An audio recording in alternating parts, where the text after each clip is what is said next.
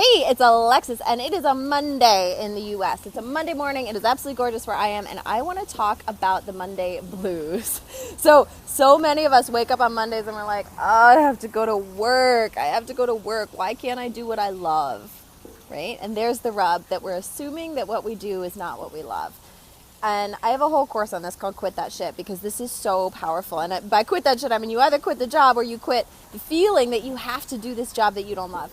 Because what happens for most of us is we say, well, I just wish I knew my purpose, because then I would be fully aligned, and then I could have this really amazing thing that I wake up every day excited and blah, blah, blah, blah.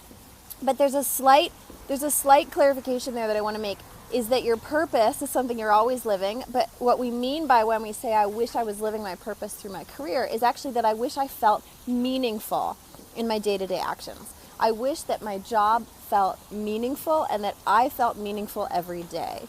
Not useful, because most of us feel useful. Not helpful, because most of us feel like we're helpful in our work, or even that we're good at our work. It can validate us. But that it really, truly feels meaningful. So how do we create meaning in our lives? First, we have to get clear on what's meaningful to you, right? So most of us have a few core ways that we want to feel in life. And all of those, the work that I do is to figure out, well, what is the main feeling that you're working out here? So bear with me for a second. We'll go through a really quick hierarchy. So if we're all human, right? And we're all here, so our purpose is to love and be loved as humans. We'll just put that as a marker. Our purpose as humans is to love and be loved. One step down, you're an individual human. So what would be your individual purpose? Think of it like blades of grass. Blades of grass are all here to cover the earth. But what's that one individual blade of grass? What's it doing? So we're figuring out what's your purpose. And so if we have love and not love at the core of humans, like that's an emotional interplay. We're either feeling love, we're expressing love, we're being love, or we're not. Then on an individual level, how is that showing up for you? Is it worth versus insecurity? Is it alienation versus connection? Is it separation versus connection? What is that emotional interplay that you're working out? So that's the way that I look at purpose, because your purpose is always playing out. It's always with you. It's something you've had since birth, and it's going on. And if you look back on your life, or even look at what's going on in your life now, you can probably look at it through the lens, or put on the glasses of this emotional interplay, whatever that is for you, and go, oh yeah, that's pretty much what I've been working out. So one of mine is peace versus conflict. That's really one of the things that I'm working out. And at the core of that is this feeling of enoughness versus being not enough. So that would be an overarching purpose. But then we get to, okay, well, how do I live that on a daily basis in intentional ways so that I feel meaningful in my day-to-day actions? Because that's what matters on a day-to-day, right? We want to wake up and roll into our jobs on a Monday and be like, oh, this feels meaningful. I want to wake up excited. I want to wake up knowing I'm making a difference. I want to wake up knowing that I'm going to have an impact in ways that mean something to me. So this is where the rubber meets the road. So we're going to get really clear on what that emotional interplay is, and then we're going to say, how do I want to bring that into the world? How do I most want to feel? If I embody the feeling of being enough, or I embody the feeling of inner peace, which for me, they're the same sort of thing, then what does that look like? If you embody the feeling of connection, how does it feel? And then we go and live in those ways. That seems like a little mental game, but actually do it. Put yourself in that physical place. So if your thing is well, I love this one of worth versus unworthy, because that's a really big one for people. Or empowered versus disempowered. So if your purpose is to embody and bring into the world this feeling of empoweredness, then how does that actually feel? Does it feel confident? Does it feel calm? Does it feel centered in yourself and not looking around you? Well, then how can you do that in your day-to-day life so that everything you do feels meaningful? Because you're living your purpose. You are the embodiment of your purpose moving through the world. And then it doesn't matter what you do. You're going to be like the embodiment cement truck, and every time there's a pothole, somebody's like, oh, I'm not feeling empowered, you're going to come by with your cement and be like, here's the empowered, and you're going to move on, so you're just going to be filling like pothole and pothole and pothole and all these people who are feeling disempowered. And so you'll be consistently living your purpose, and you can do that deliberately through your job, or you can do it in your life, and you can do it in your volunteer work. You can do it in every aspect of your life, because you're just going to run around with your little cement truck and dump empoweredness wherever you see a gap. So think about your job that way. Most of us don't need to change our jobs. We need to change the way that we're showing up in our lives. And I worked on this in the government, right? Because I was dissatisfied.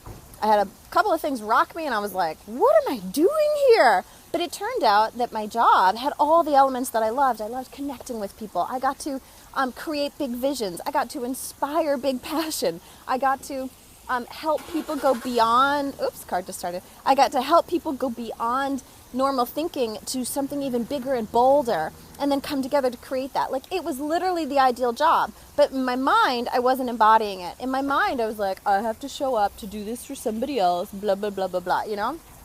We've all been there. We've all been there. But if I could stay intentionally focused on my purpose, on the things that I really want to create, then I could see the opportunity in the work I was doing. I could see how it was fulfilling on a daily basis, everything that I wanted it to do. I just wasn't feeling it. And this is the gap. This is the gap. This is why I'm talking for 6 minutes on a Monday morning. This is the gap between feeling meaningful in your day-to-day life and feeling like you're never going to be able to live your purpose. You actually have to feel it. So a lot of us say, I love you, but we don't feel it. A lot of us say, like, oh yeah, this is great, but we don't really feel it because we're in the mind. We're in the mind. So bring it into the body. Actually feel the ways that you want to be.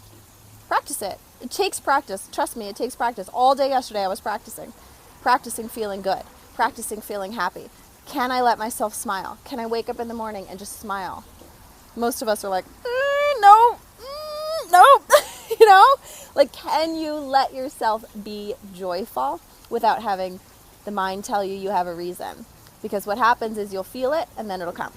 And then everything you look at, it's just like wearing those goggles again. Everything you look at, you're going to see through the lens of your purpose. You're going to see through the lens of your good feelings. And then you're going to see more of them. So this was a little bit all over the place. We went from one topic to the next. But the key is that when you say, I want to live my purpose, most of the time you're saying, I want my day-to-day to be meaningful. And those are slightly different things. They are slightly different things. Because your purpose is something you're always living. So you don't have to like go off and search for it. It is you. You could clarify it. You could become more intentional about it. You could become deliberate in your languaging on it and deliberate in your ability to see it and to act on it. But meaning is something different. Meaning is how you move through the world, right? Your purpose is who you are already. But whether or not you choose to actually embrace that and to embody that positive side, then you can infuse your life with the meaning that feels like you're living your purpose, that feels like this was worth it, that feels like you had a message to share, that feels like you had something to gift other people. And I love that analogy of the cement truck, right? So you're the cement truck just pouring your purpose into all the holes in people who aren't feeling it. So maybe it's connection versus separation, and you move through life and people who you notice feel separated or disconnected or alienated, you infuse them with those little bits of connection, and you're doing it without even knowing, right? Like, that's the power of your purpose. But you can choose to do it intentionally in everything you do, including your work, and then you feel meaningful because you're actively doing it on purpose. So I hope that's helpful on a Monday. What's the takeaway for Monday morning? Ooh, FedEx truck, very loud. I wonder if he's living his purpose. You could be, right? Because it doesn't matter what your job is. That guy driving that FedEx truck that just went by, I know you didn't see it, but you might have heard it. The guy driving the FedEx truck going by may be living his purpose way more than any of us, right? Because it's how he or she shows up for their job. It's the mindset they're in. It's the way that they feel when they do it. They could think that their purpose is to radiate joy in the world and uplift people who are feeling forlorn or maybe separated from other people. And so every single person they see, they could gift them that bit of light. Does that mean that their job in particular is like the utmost embodiment of their purpose? Yeah, actually, yeah, it probably does. Because it's the way that they're expressing it. They could be in any job. They could be a waitress. They could drive a FedEx truck. They could be the President of the United States. It doesn't matter because it's what you're bringing to it, right? It's how you're feeling in it and what you're using it to allow you to do. So you can live your purpose. You can feel meaningful in any type of work. If you put on those glasses, you focus that lens, and you see your life through the ways that you want to show up in the world, through what you are here to share. And you have to feel it first. You got to be it first. So spend some time this morning on your way to work or on your lunch break and tap into how you want to feel. And then look around you at your job, look around you at the tasks you have to do, and say, how can I do these tasks with those goggles on? With the goggles of my purpose on, with the goggles of how I want to be in the world on. And then look at the gifts that might be in the work right there. And if the work is like completely the opposite, that's still connected, because the opposite of the emotion and the emotion are still connected, right? They're on a spectrum. So even if it's the polar opposite, that gives you an opportunity to still feel how you want to feel, because you're feeling the opposite of it. You're getting clear on the opposite of it. You're noticing all the ways you don't want to feel, which is very helpful, as long as you then turn it into how you do want to feel and get really focused on that. All right, that's enough for a Monday. Mwah!